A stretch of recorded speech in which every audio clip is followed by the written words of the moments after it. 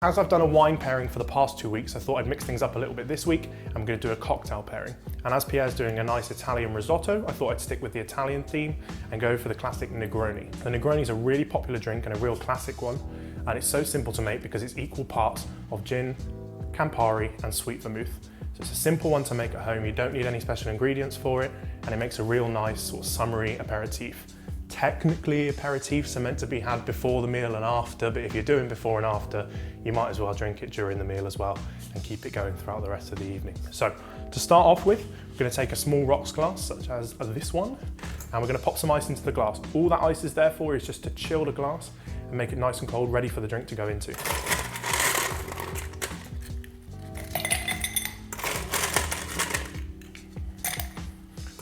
So once we've got our ice in there, we're just going to pop that to one side and let it cool down. Then we're going to grab a separate glass. You can have a mixing glass, but we use these, which is the other half of our Boston shakers. You could use anything. You could use a jug, you could use a bowl, you could use anything that's easy to stir in and then pour into your drink. It works absolutely fine.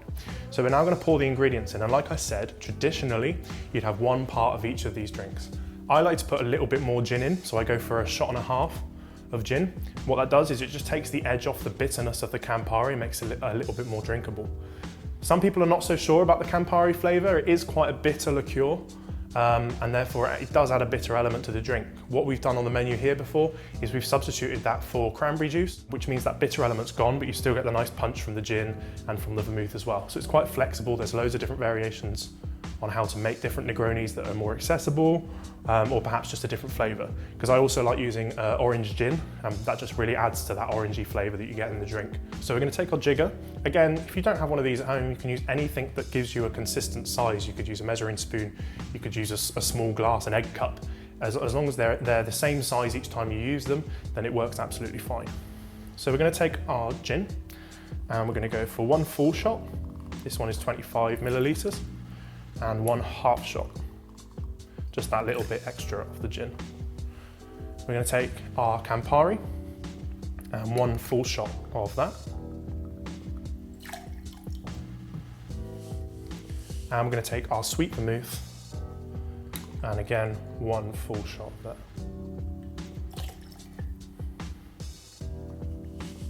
You can see already you've got this really nice sort of red summery flavour, which the Negroni is known for, that sort of colour. So now we're going to add ice into this mixing glass and we're going to stir the drink. So there's no posh shaking on this one, just a bit of stirring.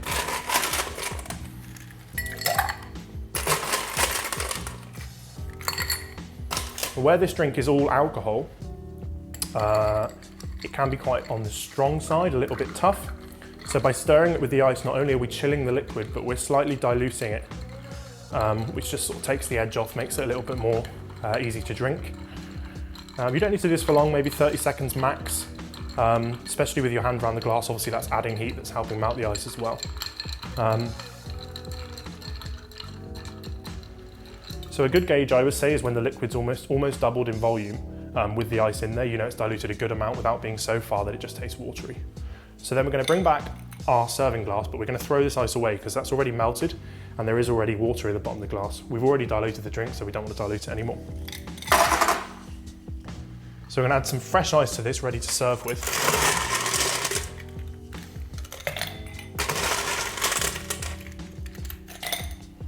You can use a big ice cube, and it does have a really nice effect if you've got a big round ice cube. There's all sorts of posh ways you can get ice crushers that push it into an ice, but you can just get a real simple mold at home. You keep in the freezer and it will make you a real nice ball shaped. It's really good for cocktails like this, like Negronis, also for like old fashions. Any sort of rocks glass, the big chunk of spherical ice is really, really good. And it obviously being one bigger piece of ice melts a lot slower and therefore stops your drink diluting anymore. So now we're going to take our strainer. Again, if you don't have a strainer at home, you can use a sieve. Does exactly the same thing. It's a little bit more fiddly, but it does the job. And we're just going to pour this gently over the ice, being careful not to let it bounce off the ice and miss the glass. And what you get then is a nice full glass of that nice red Negroni colour. Now when it comes to garnishing this, there's lots of different things you can do, but the simplest way is just take a nice fresh orange, nice sharp knife, and get yourself a peel of quite a good width and quite a good length. So you've got a nice big piece of orange there. You can do that with a potato peeler, it's also quite simple. I like to use a knife because I'm used to doing that. What we're then going to do is we're going to fold this, but in the opposite direction. It's a little bit fiddly because it doesn't want to go that way, but you're going to do it over the glass, and what that does is releases the essential oils from the orange and puts them over the edge of the glass. So some of that orangey flavour is now going into the drink. Once that's fit into a nice curved shape and you have seen a good amount of the oil going into the glass, we're just going to rub it around the outside of the rim. And what that means is as soon as you take that first sip, you're going to get that punch of orangey flavour on your lips just before the drink itself. And then we're just going to slide that nicely down the middle of the glass. And that there is your Negroni. So he's been stood eagerly watching. I think it's about time that we bring in Pierre. Thanks, Ryan. I thought after 2 weeks of eating your food, it was about time I made something for you to try. Brilliant. So to go with your Italian risotto, you've got your nice Italian Negroni. Well, I mean, this looks fantastic. This is definitely something I'd enjoy over the summer. And just like Blue Peter, here's one I made earlier to try. Cheers. Do you know what? That's really good. I'm not normally a big cocktail fan, but this is right up my street. You think it will go well with the risotto? I do, actually, because we're doing sausage and fennel risotto today, and the fennel taste will go really well with this. So that's a good choice from you, Ryan. Perfect. Welcome back to episode 3 of On a Plate with Ryan and Pierre. Last week we cooked a beautiful pancetta and tomato pasta dish with the garlic bread and all sorts of other tasty bits.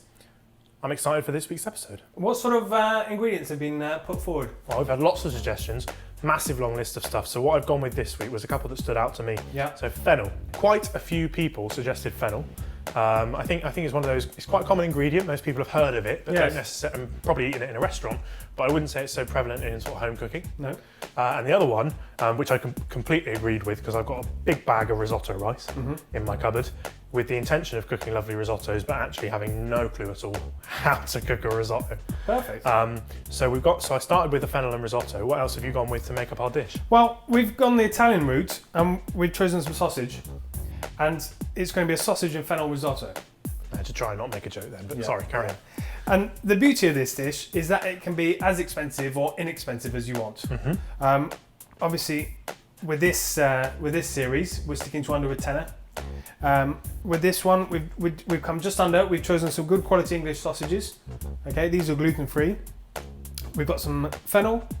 We've got our risotto rice. So this is the CARNAROLI. There are two main types. There's your arborio and the CARNAROLI. This one is better. It's called the king of the risottos. Right. Just because it's more starchy, and the end product will be a lot better. It'll be more sort of creamy. It'll be that sort of typical Italian risotto creaminess that you would expect. The arborio, it doesn't absorb the liquid as well, and you're left with almost a sort of boiled rice sort of risotto dish. Okay. It's not as enjoyable. Arborio, however, is really good for arancini balls. You know, deep fried arancini balls. Anything like that, it's great for. But for fresh risotto, CARNAROLI is your best bet. So let's dive right in. Let's do it. So I've prepped the vegetables. The onion, small dice. So the reason for this that we haven't sliced it is because we've got the sliced fennel, and I want the onion to sort of cook at a more even rate, similar to the rice. I want it sort of like soft and melting. I don't want like bits of onion. You don't want chunks of onion. Exactly. The fennel being the predominant sort of factor, along with the sausage, we've sliced it. So it's going to be more prevalent in the dish. We've got a little bit of garlic, so 2 or 3 cloves of garlic. Some garden herbs, so there's a mix of thyme, parsley, oregano and marjoram. We've got our Parmesan this week, so instead of the pecorino, we're going back to Parmesan for that sort of more richer, longer flavour. We've got a little bit of the fennel fronds, so you know the little herb bit that grows on the fennel. Instead of wasting it, we've just chopped it up and we'll use that as a garnish. Little garnish, we've got some bronze fennel from the garnish. Again, all these herbs, they'll go in at the last minute. With all the trimmings and the skins of these prep veg, they've gone straight into our chicken stock. Okay. So rather than put it straight in the bin, we put it in the stock, and we can switch this on now. And we're going to bring it to a nice hot boil. Okay. So all those flavours, they're effectively not wasted. They're straight in your stock. And they're all going in there. The For the sake of this one, I've used chicken stock. Okay, good quality chicken stock. risottos being entirely flexible. You know, if you're doing a seafood one, you'd use a fish stock. You could use the same process, you know, putting your veg waste into it, just give it that little extra kick. Now, this is something that as a chef, I get asked quite a lot. How do you make a good risotto? Yeah, I find it impossible. I find it always sticks to the pan. Yeah, it's one thing to follow a recipe, and it's another to do it. And all it is I suppose, like any cooking, is practice. Mm-hmm. Okay? Onions, garlic, and fennel will go in first. Okay? And we'll sweat them down. By sweating, I mean cooking them, but no colour. Okay. Okay? So, a little bit of olive oil in the pan, we'll put the onions, the garlic and the fennel in, and we'll sweat them off. Okay? When they've become soft, we'll add our rice and we'll turn the heat up. Because what we'll be doing is evaporating all the water that's come off the veg, and the rice will effectively start to be fried because of the oil in the pan. Okay? That means there's a nice bit of heat going through that pan. And that's the sort of initial cooking process. Okay? We'll add a good glug of white wine, which will give it a quick evaporation. My favourite. Your favourite. And being nice and hot at that stage, it'll evaporate the alcohol and reduce down that taste of the wine. Sounds delicious. Okay? And at that final point, we'll start to add in our stock. And good risotto, just elbow grease. Keep stirring. Yeah, I'll let you keep stirring, that's absolutely fine. Well, you're in the captain's chair today, so you'll be stirring. Okay. I'd start with a medium heat for your veggies. When you add your rice, you turn up the heat, and then you're putting hot stock in, so then you can reduce the heat down to a medium. Okay. Yeah. Okay? And then the secret at the end is when you've got to keep tasting, because as you reduce your stock and you cook your dish, you want to keep tasting for seasoning. And at the end, you stir in your herbs and your parmesan, and you leave it to rest, okay, for about 3 to 5 minutes. Okay. Don't touch it. Give it a mix with your parmesan and your herbs, and then let it rest before you serve it. What's the reason for that? If you melt the cheese on an aggressive heat, it's going to become quite stringy, bitty. If you put it in, stir it, and then just leave it, it'll slowly relax and melt through the risotto. Okay? And it gives a chance for the risotto rice to absorb any final liquid that may be in the pan once you've mixed it, and that's how you get your sort of creamy texture. So, on that note, olive oil. For this one, we're using a good quality. You'll note that it's quite a bit darker in colour than what we normally use. Okay. We're going to turn it on. Okay. So, onions. So we don't need to wait for that oil to be hot. No. Just put it in and it'll get there by itself. These veg we're sweating off. Okay. So the garlic, we've done some sliced garlic. Okay. And I prefer sliced just because it keeps a more robust flavour. Fennel. Okay, so fennel's going in. And this is just one fennel from the shop. Good. Okay? It makes a lot, doesn't it? Yeah, so finely sliced. And then Ready. a little bit of seasoning. So if you're lucky to have an induction at home, what you want to start listening to is you turn it up and you start listening for the sizzle. Right, so we've not had the sizzle sit for a couple of weeks now, No, so let's just no. clarify, what's the sizzle noise? The sizzle, that's... Right. Yeah, it's the frying sound, okay? So we can hear that now quite actively. We want to let that build a little bit. You can start mixing it. Oh, sorry. So we want to get the oil to sort of nicely cover everything. Oh, that's quite a... Yeah. Yep. So if you were to colour the veg, that would be the sort of the sound that you'd be wanting. But here we want to sweat the veg. So sweating, we want to release the water. So we want to turn it down. Okay. Because effectively, if we seal the veg, colour the veg, it means that it's quick, intense cooking like you would a stir fry. And crunchy veg is veg that's still got its water in it. Right. That makes sense. So our chicken stock is up. I'm just going to turn that down now to a usable temperature. So obviously we've got our sausages already cooked and sliced, ready to go. Okay. This is something that you could do just before you started. And already in the pan there, we can see that the water from the veg has come out. Yeah. So what we can do now is we're going to add our rice. Oh, hang on. So I keep stirring? Yeah.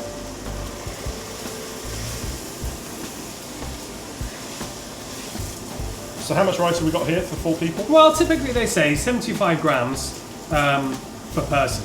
Now, I mean, that's rubbish.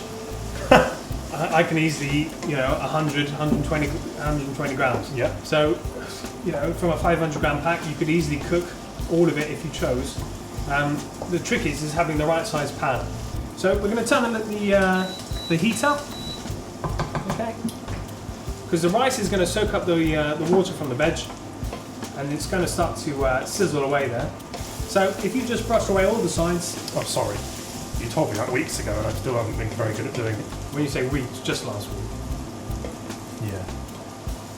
Now remember, you've got to keep it moving. Well, I'm trying to, but I've got to do the scraping and the moving. It's very stressful. You're stood there with your hands on the worktop whilst I'm cooking. How's that? That is sticky now, isn't That it? is very sticky. So that's almost like the perfect time to add your wine. So Okay. grab your bottle of wine, Yeah. add a good glug. So, Just go for it. you say when? Yeah, I will. Wowzers! And that's exactly the sound that we want. That's great. What was that sound? That was more like a shh. Yeah, exactly. Yeah. At this stage, you want to gently take off any rice that may be on the bottom. That's it. Perfect. So, wine in cooking, I've heard very many different things. Yeah. Is it important to use a really good wine to get a really good flavour? Does it? Do you know what I mean? I've heard mixed. Some people say just buy any wine, especially like red wine, in sort of mincy dishes. Buy any wine, just get it in there because it's got a similar sort of flavour. Yeah. And it's mixed with a lot of other stuff. And I've heard other people say that the better the wine you use, the better the dish tastes. Right. So I think it really depends what you're going to be using. If some people, in winter time, for example, you might have a fillet of fish, a piece of cod or turbot that you might marinate in a red wine. Yeah. And at that stage there, for such a delicate meat, you do want something quite strong that you can do, quite short and sharp. If you're doing slow cooking, then really the quality of the wine, it makes no difference. Cheap and cheerful, straight in. There we go. That's worth knowing. Perfect. Pierre's top tip. So at this stage here, there's no more liquid. No, yeah, that's gone. And you can see that this rice has completely soaked it up. So what we're going to do now is we're going to add our stock. I'm going to reach across you. That wasn't very sensible. If you just pour your stock in now. All of it? Yeah. This is a good job we're a team, isn't it? Go on. So we're going to add our chicken stock.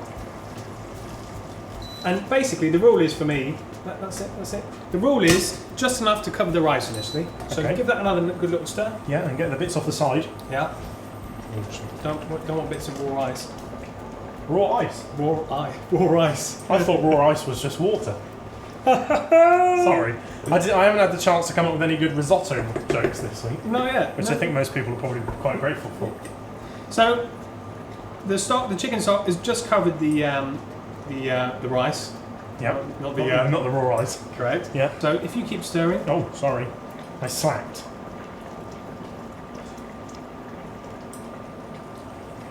The trick is with this rice, because it's a better quality and more starchy, it will soak up a lot more water. Liquid, I should say. So at this stage, I'd say about half the stock's been absorbed. Mm-hmm. We're going to add the sausage. Okay. Yeah. So in it goes. And there's about 5 sausages there. I'm not going to lie, I ate one as it I was came going out to the say, oven. I'm pretty sure sausages come in packs of 6. I would do exactly the same. Yeah. So obviously they're going now just because they'll take a bit more time to reheat. But they're already cooked, so there's Yeah. not any risk of any problems. So remember, as you put the sausage in, always worth checking how far along your rice is cooked, and obviously the seasoning. And we learned last week that I'm incapable of tasting seasoning, so Yeah. we'll leave that to you now. So I'm just going to add it. Bear in mind, More salt, more pepper. well, the pepper with the risotto I'm going to put right at the end. Okay. Okay. But bear in mind that when you add the parmesan, that'll obviously give quite a saltiness. So you don't want to underestimate that and overload the salt now. Don't want to assault it, really, do we? Woohoo! So at this stage, I'm going to add a little bit more stock. Okay. If you do run out of chicken stock, the benefit is with those veggies, you can just top it up with a bit of water, bring it back up to the boil, and it's it's free flavour. Okay. So if you put about half of that in. Half of that. Yeah. And obviously, if you haven't got like a fine sieve, just chop your veg a bit bigger and use a normal sieve. Does that look about right, Chef? Perfect. I thought that was the perfect amount. Yeah. So we've almost completely recovered that again. Yeah, so you could do it by 2 halves, or you could just stir it in as you go. You know, it's whatever you prefer. So we're going to let that cook out a little bit. And the important thing now is just to keep tasting the rice, because it'll turn quite quickly. Really, you want to look for about 80% cooked, and then in those sort of final 5 minutes, it'll finish the 90%, and then it'll be spot on. Because you know, with risotto rice, you don't want it like mush in your mouth. You do want the texture of the rice. Okay, so at this stage, we're going to add a nice little bit of herb. So what's this again? We've got parsley, curly leaf parsley. We've got some thyme, oregano, and some marjoram. I mean, we've got plenty of time. Yeah. So, and also the importance, I think we mentioned somewhere along the line, is that in these last 5 minutes off the heat, it preserves the colour of the herb. You know, if you were cooking it on a vigorous, it would lose that sort of nice vibrancy. And oh,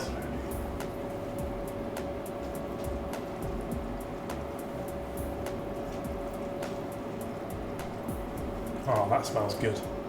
yeah. So we'll save a little bit of Parmesan for the end. Right in our bit of extra fennel kick.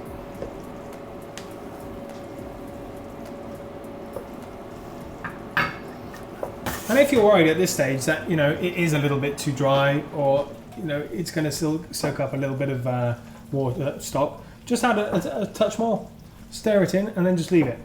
I think it looks perfect. Yeah. So we'll leave it as it is. We'll set up some plates, and we'll get ready to taste. And scene change. Right, so we can see here that after those 5 minutes, it's almost perfect. Yeah, it looks beautiful. Okay. Many people, if you wanted, you could put butter in at the beginning, and it would, you know, or even a splash of cream. And would that make it taste butter? It would certainly give it a dairy aspect. Ah, that was crap. Yeah. Okay, let's not put that in. I'm trying to give some technical advice. Whenever Pierre makes bad jokes, I think, how dare he? So you could put dairy in, butter, cream, whatever you like. But to be honest, a risotto for me, good quality ingredient, good rice. There's no need for it. Yeah. You know, it's. I think it's a luxurious enough dish as it is. So I'm going to plate up. So.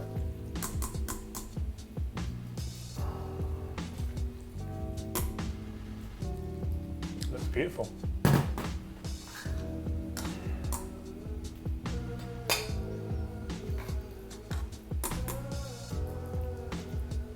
I'll have the lucky one. I mean, you'd think you'd be practiced now and making it look beautiful. Well, mine's bigger, so I'm happier. I'm going to finish off with a little bit of Parmesan. Slowly. Poor Dan's trying to keep up. Okay, these are the little fennel fronds that we were talking about. Fennel fronds. Yeah, so this is from the you know, the actual fennel bulb that we got at the very beginning. Like that. And the pepper. A little bit of fresh pepper at the end, just on the top. I'm just going to put a little bit of olive oil. Anything else, or have you put enough on top of that now? No, I'm quite happy with that. Yeah, so that's Yeah. good. And don't forget the Negroni. Perfect. What a combo. Yeah, well, I'm excited. I'm not waiting for you.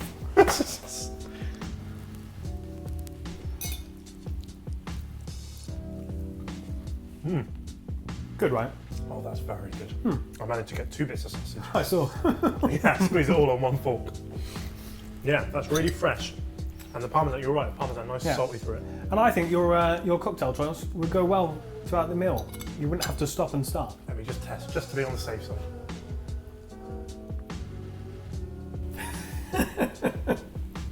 Of course, it's a lot stronger than I remember it being. So there we go, sausage and fennel risotto. You can make it as luxurious or economical as you want. I think here we've sort of found a good middle ground. What do you think? Okay, good. And I hope this serves you well at home. Keep sending us your suggestions. So Ryan, have you got anything to add? So thanks for joining us, and we'll see you next time.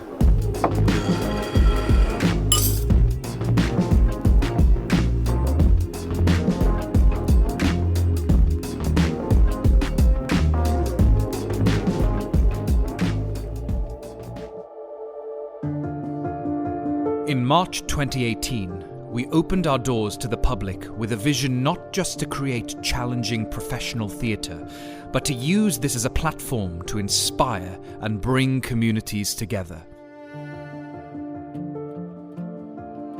Theatre and culture build identity. With theatre and culture in our local life, the community landscape is more vibrant. Local life is enriched. We believe that the benefits of theatre should be available for everyone. Our Theatre for All programme has removed financial barriers, giving disadvantaged people access to the theatre free of charge. So we were told that we'd come here and have a Christmas meal and then go and watch A Christmas Carol.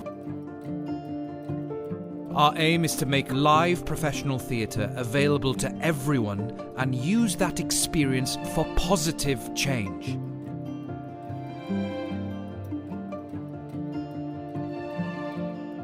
Theatre can be transformational in young lives. Our academy is now in its 4th year, and we continue to build on our vision of bringing the best performing arts tuition to the heart of the Cotswolds. We work hard to make our academy as inclusive and as accessible as possible. Discounts apply for parents with more than one child. Our bursaries help support talented children from less affluent backgrounds. The Academy creates a fun and challenging environment where children can build friendships and develop key skills not just for theatre, but for life. We are also able to provide real opportunities for students who wish to pursue careers in the arts. My name is Harry Apps. I am currently playing Marius in Les Miserables in the West End. Barn outreach and learning programs engage with thousands of people. Our free workshops support the drama curriculum in local schools. Singing and musical theatre workshops in community groups and care homes have helped address issues of isolation. Our Song for Cirencester project in aid of mental health charities brought our community together in an unprecedented way. We've collaborated with many charities in the region, including the Churn Project, to support individuals dealing with the barriers to finding work. Since working with you, my life's changed. It's given me some purpose, given me an interest, some confidence I was lacking prior to all this. The Barn Theatre played a pivotal role in the town's 2018 World War I centenary celebrations. Who could forget our record-breaking Human Poppy? Our live streaming work on the annual Advent Festival helped thousands engage and take part in Cirencester's Christmas festivities.